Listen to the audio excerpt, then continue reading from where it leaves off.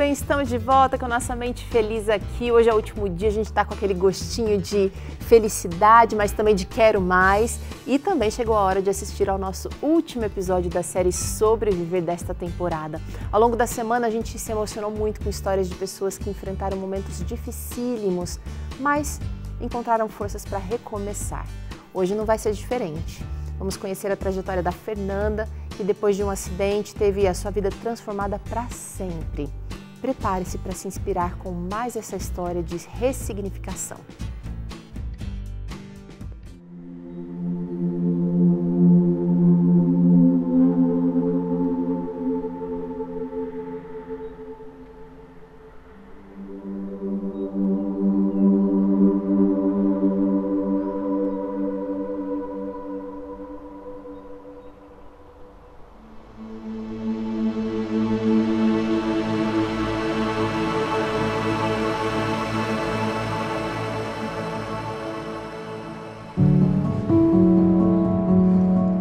Antes de me acidentar, eu imaginava que a minha vida ia ser dentro de um padrão de alguém da minha geração, né? Que com 20 eu ia fazer faculdade, depois da faculdade, depois mais ou menos de um ano e pouco eu ia me casar e tal. Nunca imaginei que eu iria ser mãe e tal, mas eu imaginava que eu ia ter uma vida relativamente comum. Quem olhasse minha vida de fora, puxa, eu tinha saúde, tinha família, tinha ali amigos, estava começando a trabalhar, estava prestes a realizar um grande sonho, então estava tudo ótimo em termos de circunstâncias, eu não estava vivendo nenhuma circunstância negativa.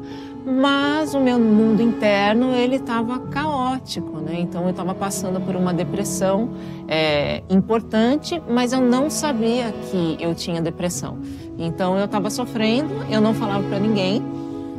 E a depressão afeta todas as áreas da vida, né? Então impactou todos os meus relacionamentos. Mas quando alguém me perguntava, e aí, Fernanda, tudo bem? Ah, tudo ótimo. E por dentro eu estava só caindo. Um ônibus que transportava 48 jovens, a maioria com cerca de 20 anos, perdeu o freio na rodovia Floriano Rodrigues Pinheiro, que liga Taubaté a Campos do Jordão, no Vale do Paraíba. O acidente aconteceu em 10 de maio de 1998. E uma amiga que fazia tempo que eu não via me convidou para um congresso de jovens que aconteceria lá. Eu não me animei por causa do congresso, mas me animei por causa da cidade. E algumas igrejas se reuniram da Zona Norte aqui de São Paulo. Da minha igreja só eu fui, mas eu tinha amigos aí que estavam organizando e foi fretado um ônibus para que nós fôssemos para lá. E quando nós voltamos para São Paulo, o ônibus perdeu o freio na descida ali, voltando, né? E eu estava no fundo do ônibus ali com o pessoal, quando um dos meninos veio e falou assim, gente, se segura porque o ônibus perdeu o freio. E o que aconteceu depois disso foi muito rápido, pelo menos a percepção que eu tive, né? Eu olhava pela janela e parecia assim aquela cena de filme, né? De tudo passando muito, muito rápido, porque o motorista, no seu nervosismo, ao invés de ele jogar o ônibus contra a encosta, ele decidiu continuar descendo.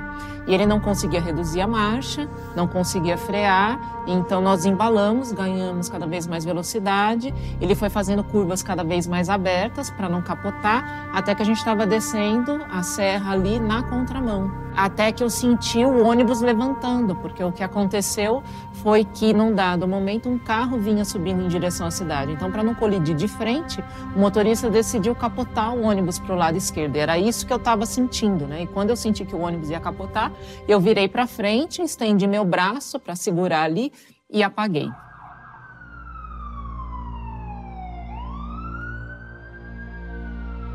E na manhã seguinte, né, no domingo, que era Dia das Mães, eu acordei, lembro de ter acordado com muita dor, me sentindo muito mal, sem conseguir respirar.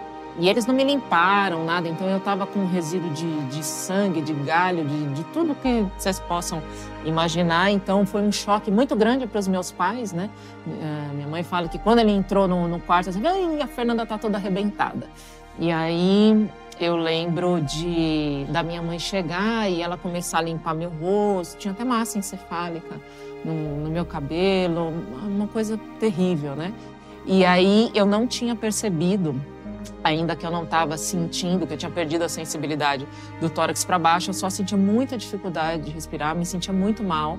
No fim daquele plantão, ainda naquela manhã, um médico percebeu que tinha um edema, um inchaço nas minhas costas, e só então foram fazer alguns exames e aí constataram que eu estava com o pulmão perfurado há quase 16 horas, porque eu fraturei uma costela que perfurou meu pulmão e eu tinha ali algumas vértebras da minha coluna fraturada, por isso aquele edema. E aí, meu caso, sim, foi considerado extremamente grave.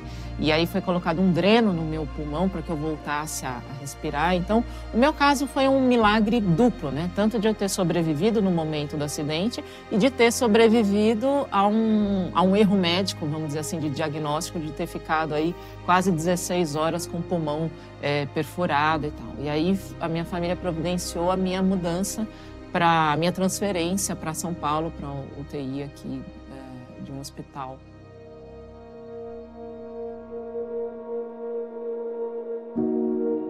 O processo que eu passei depois da cirurgia, até descobrir que de fato eu não voltaria a andar, foi um processo longo se comparado ao de outras pessoas, né? Não dava para saber a extensão ali, mas o que já se sabia, mas eu não sabia, era que não teria nenhum tipo de cura, porque a medula, assim como o nosso cérebro, é formado por neurônios. E o neurônio é diferente de uma célula, por exemplo, da pele, que se recupera. Então, quando um neurônio morre, não tem reserva. Então, por isso a lesão é definitiva. Mas eu não sabia e eu tinha certeza absoluta que aquela condição que eu estava vivendo ela era temporária. Porque como assim eu ia ficar sem andar, sem me mexer, usando fralda, sem controle de bexiga, de intestino e tal? Então, isso seria, assim, impensável. Então, o meu processo foi, primeiro, de total desconhecimento do assunto, depois de entender que a medicina não ia me ajudar, mas que eu precisaria cuidar do meu corpo de uma maneira diferente para o restante da minha vida. Mas mesmo assim eu continuava acreditando que eu ia ser cadeirante durante uma fase, porque se a medicina não podia fazer nada, Deus sempre pode. Então eu não desanimei ali. Então durante os 3 primeiros anos eu confiei que de alguma maneira alguma coisa ia acontecer. E eu costumo dizer que eu fiz todas as experiências de oração que você possa imaginar. E aquelas que você não imaginou, essa eu fiz também. Fiz todas e tal, né? Só que depois de 3 anos eu percebi que Deus, apesar de poder todas as coisas, por algum motivo, Ele não quis. Só 3 anos depois doeu. Doeu não pelo fato de Deus ter falado não pro meu pedido, mas doeu porque eu não tinha perspectivas. 3 anos depois eu tinha 21 anos, a minha vida consistia em fisioterapia e em nadar, porque eu já estava nadando nessa época e tal, tinha ingressado no esporte paradesportivo, né, como a gente costuma chamar, mas a minha vida era muito solitária, eu não tinha perspectiva, então eu não tinha vida social, não tinha vida acadêmica, não tinha vida profissional. E ter uma deficiência custa dinheiro, e não custa pouco dinheiro, né, para que você tenha de fato qualidade de vida e tal. Então foi isso que me baqueou, né? Nossa, para que eu sobrevivi se eu não tenho perspectiva de construir a minha vida? Então foi nesse momento que eu até brincava com a minha mãe que eu queria ir para a tumba fria e tal, né? E era objeto de brincadeira, até que num dia minha mãe, com a voz embargada, falou assim: ai, Fernanda, seria muito difícil sem você.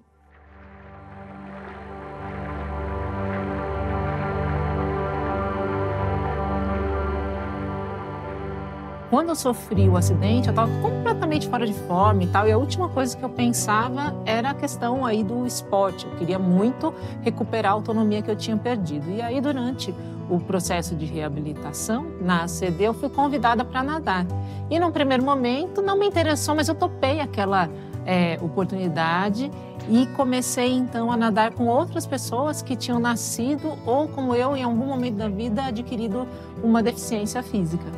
E a primeira vez que eu entrei numa piscina para nadar, de fato, depois do acidente, foi muito impactante. A pessoa que estava comigo, a educadora física, disse que agora sem a propulsão das pernas, né, meu quadril ia afundar, então eu ia nadar com arrasto ali das pernas, eu ia ter que fazer muito mais força com os braços, mas que ela estaria ali ao meu lado, para eu dar 1 ou 2 braçadas para ver como é que ia ser a minha adaptação. E aí eu dei 2, 3, 5, 7, 10, atravessei a piscina, que era bem pequenininha, né? E aquele momento foi mágico para mim, porque era a primeira vez que eu saía de um ponto a outro sem precisar de nada nem ninguém. E aí eu gostei e acabei despretensiosamente entrando no paradesporto e passei a nadar com o pessoal ali, a treinar também, muito com o apoio da minha mãe, né? Porque a gente tinha que acordar às 5 da manhã para 7 da manhã, tá lá e tal. E no começo nós fazíamos mais apresentações em clubes e tal, até que eu fui convocada para a primeira competição oficial, foi o Campeonato Estadual de São Paulo, e fui convocada para nadar os 50 metros borboleta. E naquele domingo, para surpresa de todo mundo, principalmente a minha, eu levei o ouro da prova e bati o recorde brasileiro. E me tornei recordista brasileira durante os 5 anos que eu fui atleta, né? O recorde ficou comigo e a partir daí eu fui então escalada para participar de competições maiores e tal. Para mim foi uma época muito rica de troca com as pessoas e do que o esporte ensina mesmo, em termos de disciplina, de obediência, de resiliência, porque o treinamento implica em dor. Então, todo atleta de alto rendimento treina com dor para alcançar um objetivo. Então, o esporte ensina demais, foi uma época muito rica em todos os sentidos.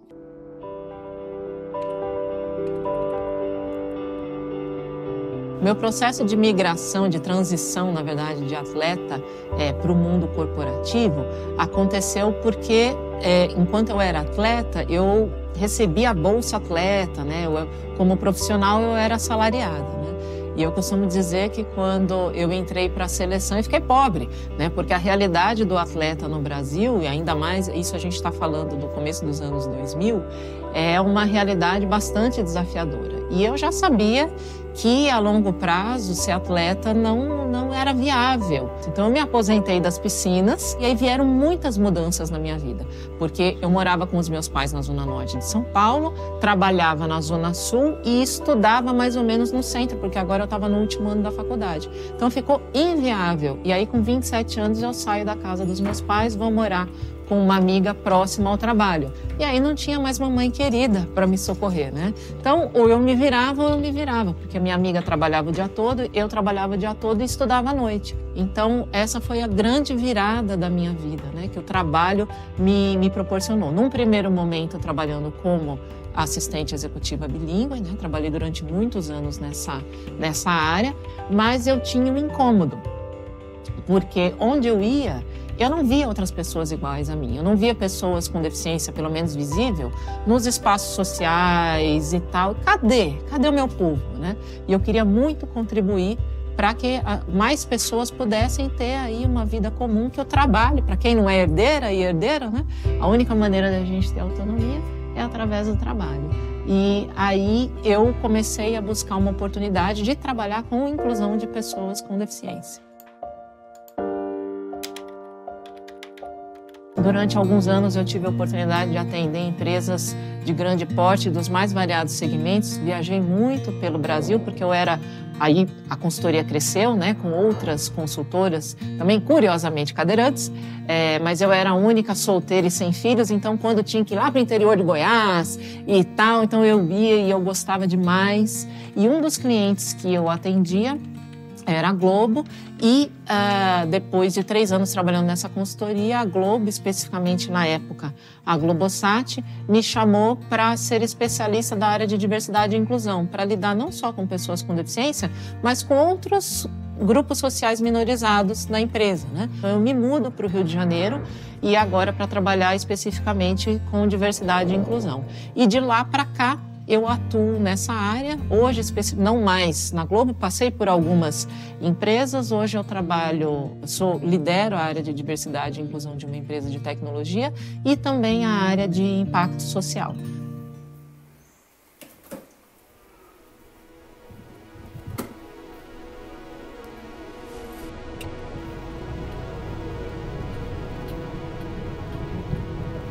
O processo de olhar para a vida de uma maneira diferente, de aproveitar a vida como ela é, foi um processo gradual.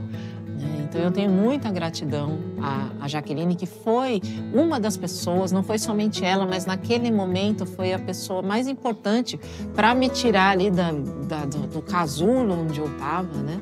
E Deus colocou essa amiga na minha vida como um trampolim. E a gente começou a sair, né? E eu comecei a viver a vida do jeito que ela é e não da maneira que eu gostaria que fosse. E eu percebi que é possível viver a vida de uma maneira diferente, ainda que dê mais trabalho e tal. Então passei muitas aventuras aí, vivendo a vida como ela é, mas eu comecei a ver possibilidades. Tive a oportunidade de, quando fui falar em Cuiabá, pegar a Transpantaneira e conhecer o Pantanal. Então tive a oportunidade de estar muito de perto ali de jacarés e tal. Peguei um jacarezinho no colo, enfim. Quando eu fui para Manaus, tive o privilégio de fazer passeios de barco ali, e me enrolar com uma sucuri. Quanto mais eu fui me permitindo viver a vida do jeito que ela é e não como eu gostaria que fosse, mais a minha vida, que era tão limitada, foi expandindo, né? E eu também comecei a aprender a ser mais independente, a cuidar de mim. Então, quando eu fui descobrindo novas formas de ter a minha autonomia de volta, isso fez com que aquilo que parecia tão grande, né, que era uma limitação física, se tornasse naquele momento só um detalhe, um transtorno que é absolutamente administrável.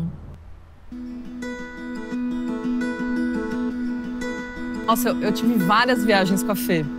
E aí, nessa viagem de Santos, depois de Ano Novo, nessa mesma de agora da virada do ano, a gente teve uma meta. A gente falou assim, a gente vai jogar vôlei na praia e a gente não podia deixar a bola cair no chão. Então a gente tinha que, 100 vezes, a gente tinha que tocar um pro outro, e foi um trabalho de... A gente deu tanta risada, assim. E era 1h da manhã, a gente na praia, a mãe da Fê, meu Deus, o que vocês fazem na praia? E a gente tava com uma meta de jogar vôlei. E a gente chegava pingando, assim, ó, pingando, cada um brincando, se divertindo. Acho que é um dia que eu nunca esqueço, assim. Santos é algo que marcou, assim, dentro de mim. E foi muito gostoso. De fato, ela tem essa vida, ela é vibrante, ela é de verdade. Então isso para mim é algo muito positivo.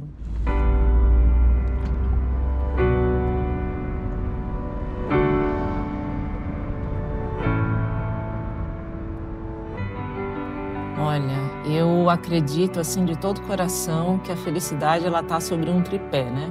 E esse tripé é composto por Deus, pessoas e oportunidades. Então, qualquer pessoa que se permitir aí que Deus seja o centro da sua vida e amar as pessoas, começando por aquelas que a gente já tem, e depois esse ciclo vai ampliando, né? Porque pessoas amáveis acabam ampliando o seu ciclo de afetos. E quando a gente aproveita as oportunidades que aparecem, ainda que não seja exatamente para fazer aquilo que a gente mais gostaria, não tem como a vida dar errado. Então, o tripé da felicidade, para mim, é composto por Deus, pessoas e oportunidades. Que maneira incrível de encerrar esse Sobreviver. Eu quero agradecer a Dalila e toda a equipe de produção, Danilo. Muita gente junta para trazer a Bia, a Larissa, os cinegrafistas, muita gente empenhada para trazer isso para você aqui. Olha, se não é de Deus, a vida é cheia de desafios, sim, Wagner. Sim. Dr. César, a gente às vezes tropeça, cai, parece que nunca mais vai se levantar, mas assistindo essas histórias aqui, a gente vê que Deus está olhando para cada filho seu. E a superação é possível, né? Achei interessante ela falar, viver a vida como ela é, quer dizer, viver a vida como ela se tornou, né? No caso, nessa mudança aí, e com luta, com sofrimento, mas é possível a pessoa se adaptar e até ficar feliz, né? Com a limitação, porque Deus dá essa força, né? Eu gosto muito de um conceito de felicidade que é diferente de alegria, né? De que felicidade é a atitude que eu tenho diante do que a vida me apresenta. Eu acho que durante toda a semana a gente foi vendo essas histórias e a gente foi vendo gente feliz.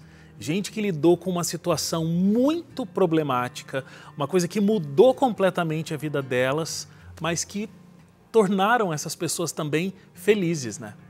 Pois é, gente, e mesmo com os desafios da nossa vida, nem sempre é simples lidar com eles. Com as emoções que vêm junto. A Fernanda trouxe aqui essa coisa, né, de que é possível viver a vida de uma maneira diferente, ainda que dê mais trabalho, como ela mesma disse. É possível encontrar paz em meio ao caos, como mostra a revista Esperança Mente Feliz, e é aqui que você encontra mais ferramentas para você lidar com as suas dores emocionais, para você superá-las, e eu quero muito que você peça a sua gratuitamente. Basta mandar um WhatsApp para cá agora no 12 98244 4449. Vou repetir, 12 98244 4449. Digita aí Mente Feliz, que a nossa equipe entra em contato com você. E só lembrando, você não paga nada por esse material, não duvida não. Quem está duvidando é só mandar a mensagem aqui que você vai ver. Ninguém vai te cobrar nada, você só vai receber aí, dá o endereço direitinho, que ela vai ser uma bênção na sua vida.